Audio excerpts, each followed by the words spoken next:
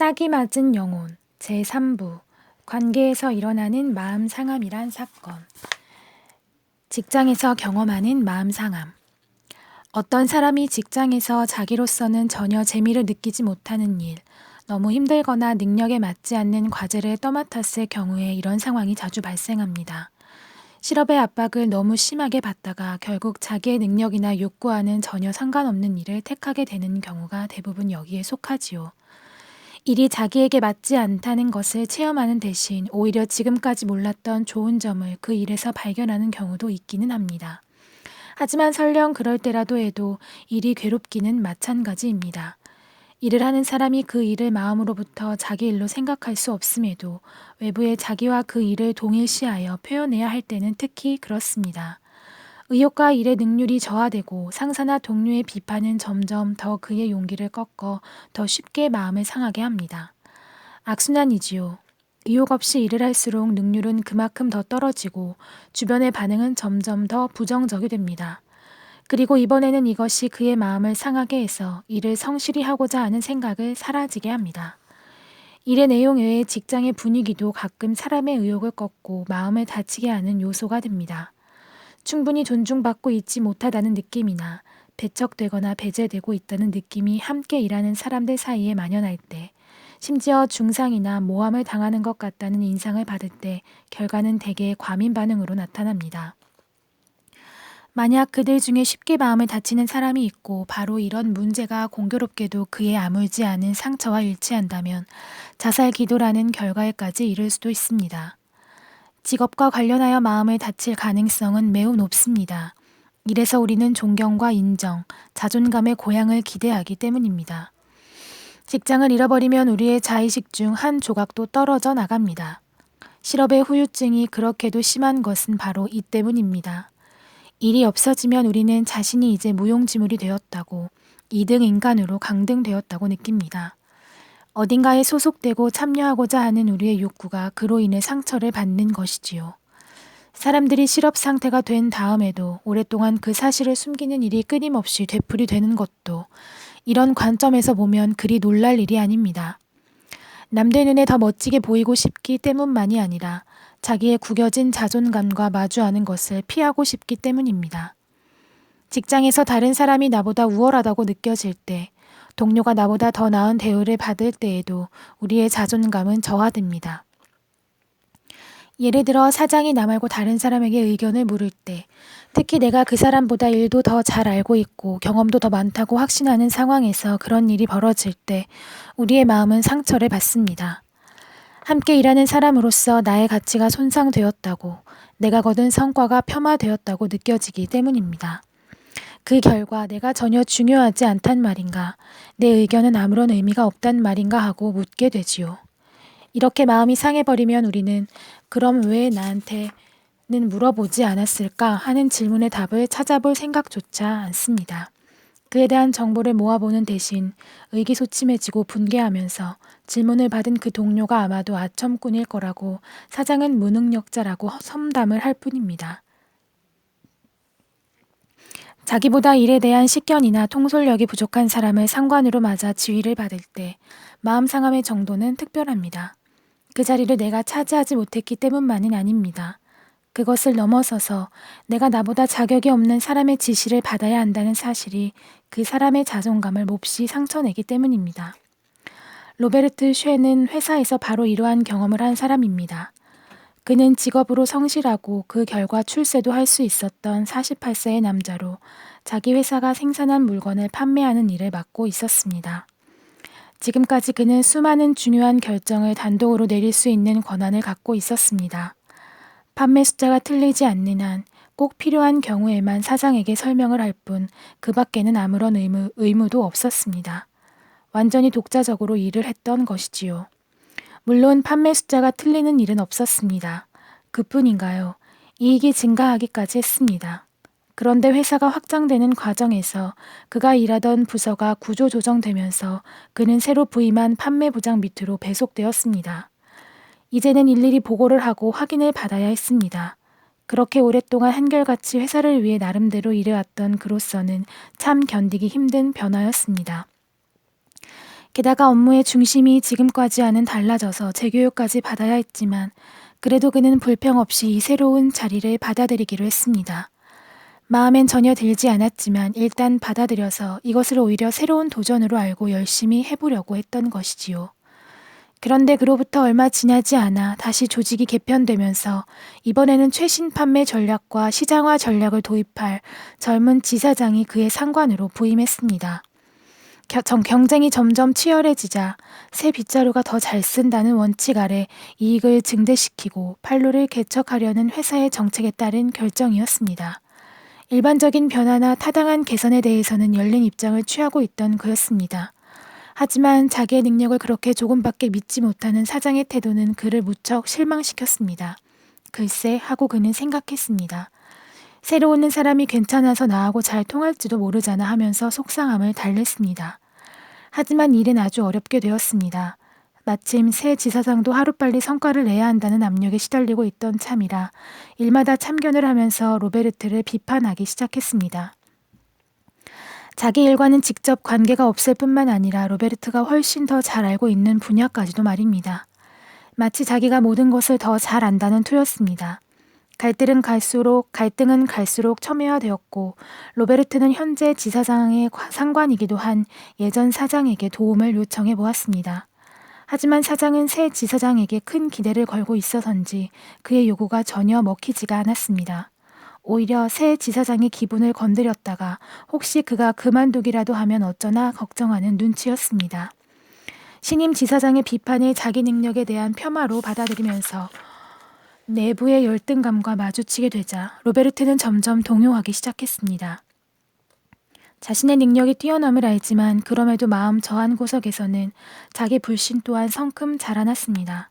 그리고 그럴수록 이 불신을 극복하려고 일을 더 열심히 하고 성과를 많이 내는데 주력했지요. 하지만 그간에 여러 번 반복되었던 무시당한 경험이 부정적인 자기평가를 자꾸 부채질했습니다. 그러자 이 문제를 매듭짓기 위해 다른 일자리를 구하는 쪽으로 점차 생각이 기울었습니다. 그러나 그런 해결책은 본래 자기가 원하던 것이 아니고 단지 도피책이라고 느껴진 까닭에 이 갈등을 어떻게든 이겨내기로 마음먹었습니다. 로베르트가 이런 결심을 한 바로 그때 신임 지사장은 일을 한꺼번에 너무 많이 벌인 나머지 위기에 봉착해 있었습니다. 그리하여 예전 사장까지 포함시킨 3자 회의가 열려 본질적인 문제들이 논의되었고 모두의 동의 아래 새로운 규칙이 제정되었습니다. 하지만 신임 지사장과의 사이에 있었던 갈등은 로베르트의 마음에 깊은 상처를 남겨놓아 그로 하여금 이후에도 계속 비슷한 갈등을 겪게 하는 원인이 되었습니다. 기관들 간의 마음상함.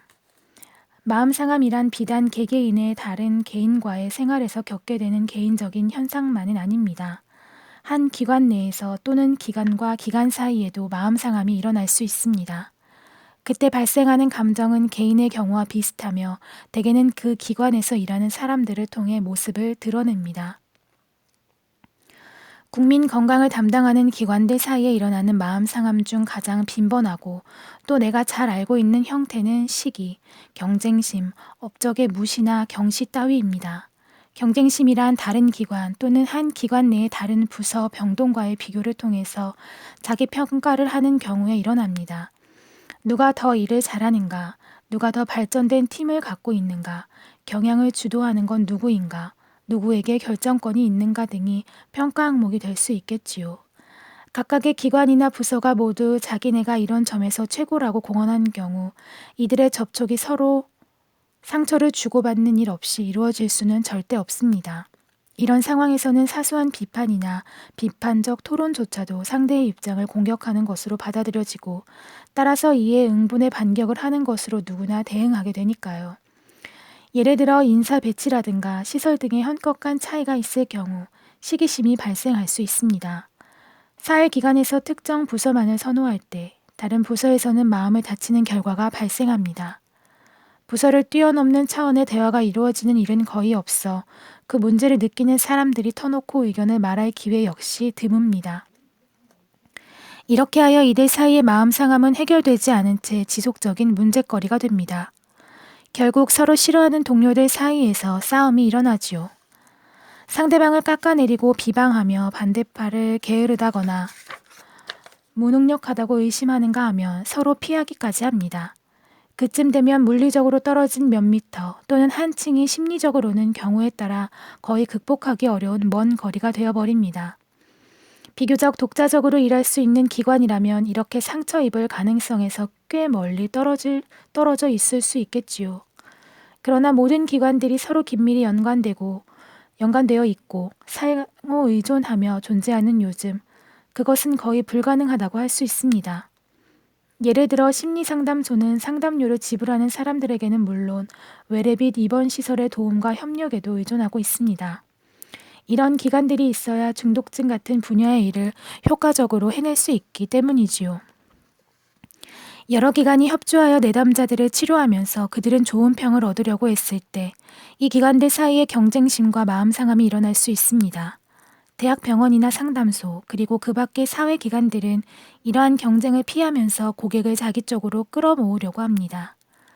심리치료의 입장에서 보면 특히 중독증의 경우 내담자가 충분히 동기화되지 않았는데도 짐을 덜기 위해 치료기관으로 보내는 건 별 소용이 없을 뿐만 아니라 실패하기 십상입니다.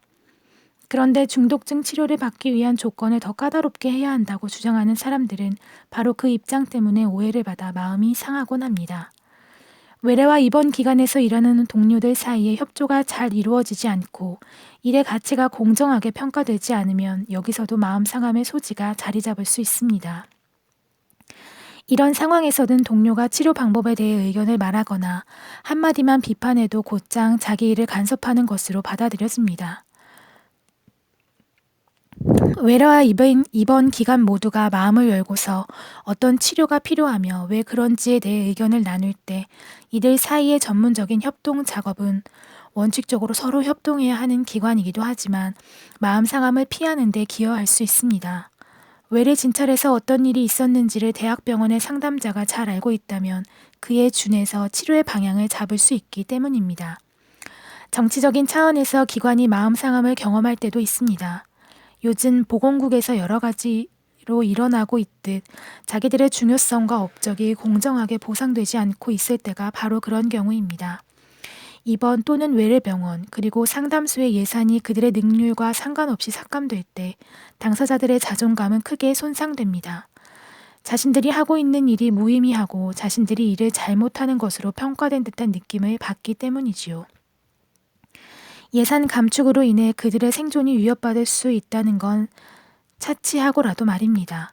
게다가 이런 일로 해서 상담치료라는 일의 가치뿐만 아니라 그 일을 업으로 삼고 있는 사람들의 존재 명분까지도 타격을 받게 됩니다. 기관들이 경험하는 마음 상함에 대해서는 지금까지 간단히 생각해 본 정도로도 문제점을 드러낸 것으로는 충분하다고 여겨집니다. 이 주제를 더 자세히 논하는 것은 다른 기회로 미루겠습니다. 시기, 질투, 그리고 경쟁심. 기관들 편에서 이미 언급한 대로 시기와 질투, 경쟁심은 마음 상황과 관계된 맥락에서 아주 큰 몫을 차지합니다. 우리는 남들이 소유하고 있는 것, 행하는 것, 그리고 체험하는 것을 시기합니다.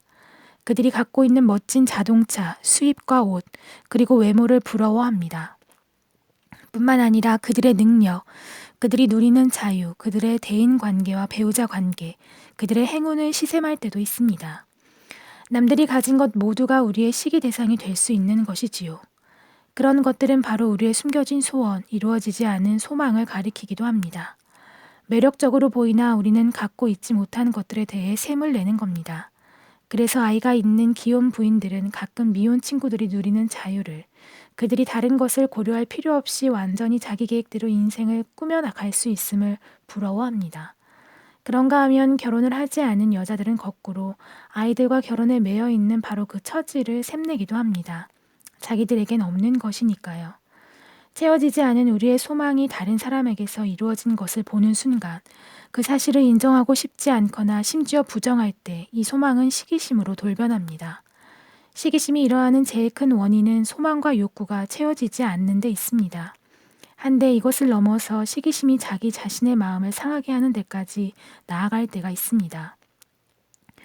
우리가 그것을 갖지 못했다고 해서 자신을 폄하해 버릴 때가 그렇습니다. 우리보다 가진 것이 많고 똑똑한 사람, 더 좋은 직장에 더 크게 성공한 사람과 자신을 비교한다면 우리는 당연히 실패자가 되고 따라서 가치 없는 인간이 됩니다. 그럴 경우 일은 그저 시기심의 발동 정도로 끝나지 않습니다.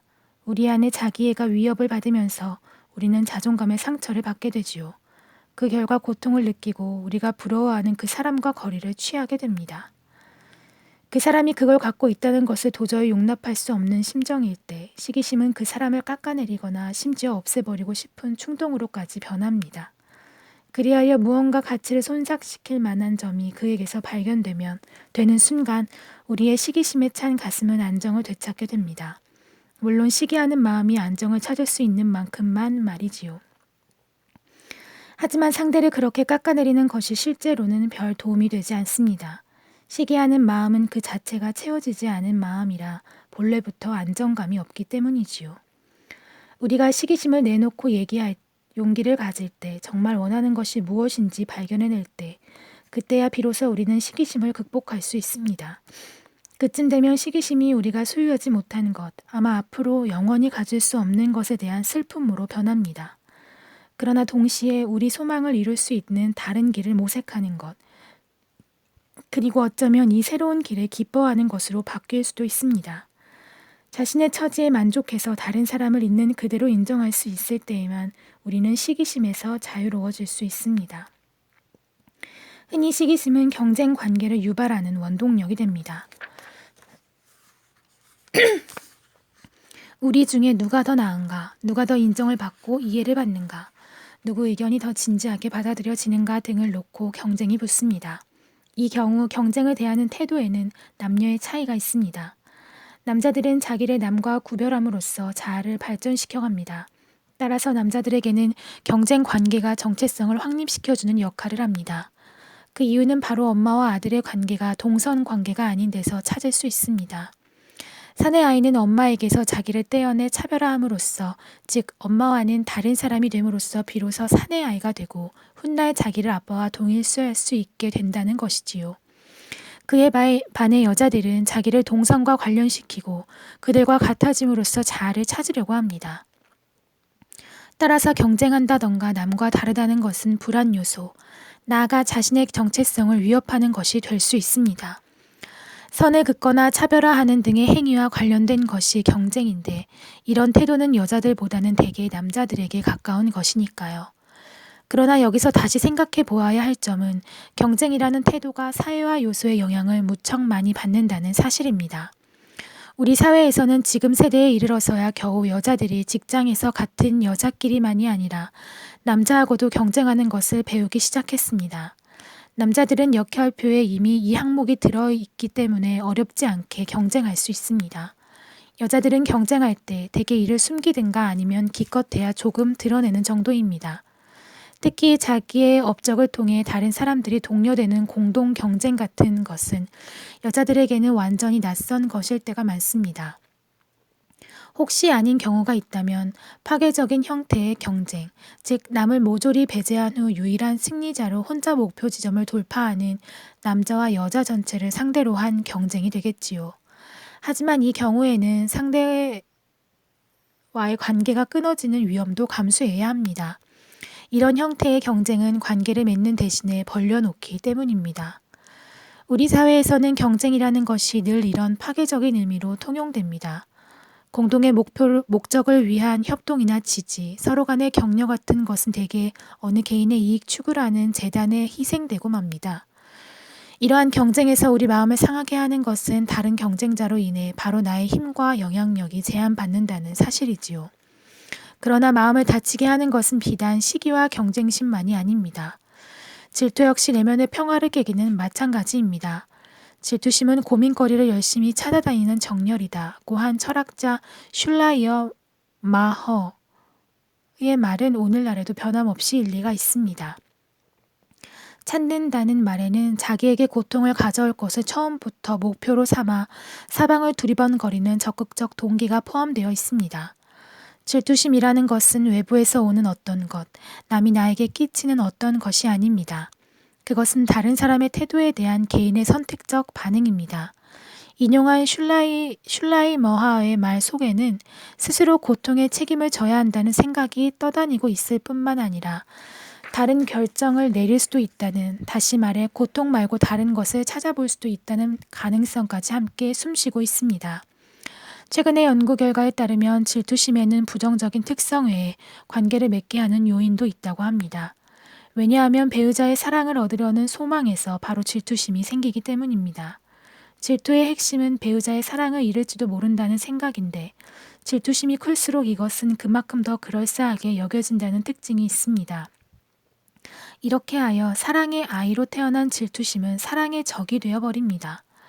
시기심이 주로 만족되지 않은 소망 때문에 생기는 것이고, 두 번째 단계에서야 자신에게 상처를 주는 데 이르는 반면, 질투의 1차적 원인은 자존감이 위협당하는 데에 있습니다. 상대에게 이제는 우리가 제일 번이 아니라는 것, 우리 말고 다른 무엇, 또는 누군가가 더 중요하다는 것 등의 이유가 우리로 하여금 다른 사람이나 일을 질투하게 합니다. 이렇게 볼 때 질투는 마음 상한 반응의 특수한 형태라고 할 수 있습니다. 배우자가 우리를 위해서는 전혀 시간을 내지 않으면서 항상 운동하러 가기에만 바쁠 때 우리는 소홀히 취급되고 있다는 느낌을 받습니다. 그러면 배우자가 우리보다 더 좋아하는 운동과 운동 상대를 질투하게 됩니다. 배우자가 우리보다 그들과 더 많은 시간을 보내니까요.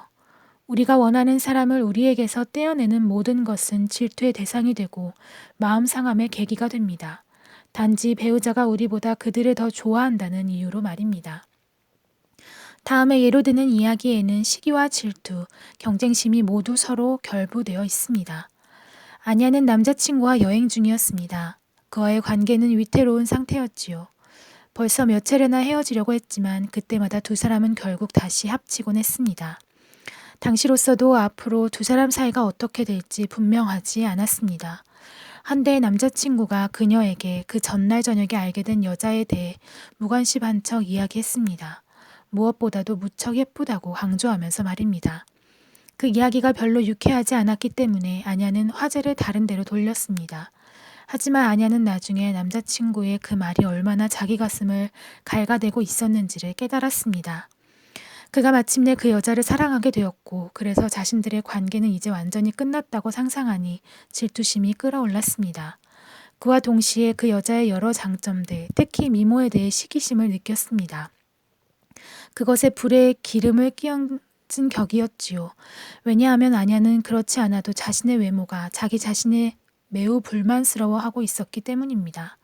그녀는 자기가 속으로 그 여자와 경쟁하고 있음을 알아챘습니다. 전혀 모르는 사람인데도 그녀를 위협으로 느끼면서 말입니다.